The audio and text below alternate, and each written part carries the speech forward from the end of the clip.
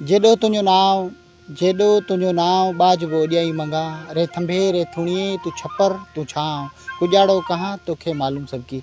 दोस्तों अस्सलाम वालेकुम। उम्मीद है बिल्कुल ठीक ठाक होंदो। दोस्तों थर भिटन जो हिकिड़ो कुशादो सफ़र ऐं उन कुशादे सफ़र खां पोइ खिपरो जे जेका असां अछड़ो थर जे हिन वारीअ जे विछाण ते असां मौजूदु आहियूं ऐं हीअ जेका असां दरबार आहे ॾाढो नूरोवली ऐं ॾाढे नूरे वली जी दरबार ते जेके आहिनि से असांजे सिंध जे मुख़्तलिफ़ इलाइक़नि खां जेके आहिनि से पांधीड़ा ते पहुता आहिनि ऐं उहे जेके आहिनि से पंहिंजूं सुखाऊं मन जूं मुरादूं जेके आहिनि खणी हिते पहुता आहिनि जिन में असांजा सूबे सिंध जा तमामु वॾा नाला आहिनि जिन पंहिंजे ख़िदमतनि ज़रिए पंहिंजो पाण मञरायो आहे। त अॼु असां सां गॾु सिंध जो नाले वारो शाइर जंहिं ॾाढो नूरोवली ते तक़रीबन सवें कलाम लिखिया जेके अॼु बि मुख़्तलिफ़ फ़नकारनि ॻाए पंहिंजी मञता माणे चुका।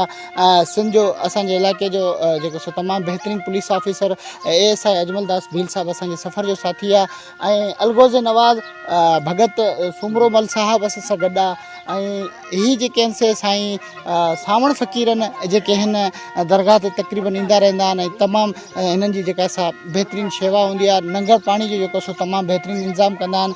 हेॾां तोतोमल साहिबु असां सां गॾु सफ़र जो साथी आहे। बहितरीनु असांजो जाखोड़ी किरदारु ज़िले सांगड़ जो इंतिहाई बहितरीनु साथी लालचंद राय विछनाणी साहिबु हीअ असांजो कंहिं तारीफ़ जो मोहताज न आहे। PTC कंट्रोल ऑफिसर असांजो प्यारो दोस्त शहदादपुर जो शहज़ादो HK जुमानी साहिबु आहे। हेॾा असांजो राजा मेंगवाड़ साहिबु आहे।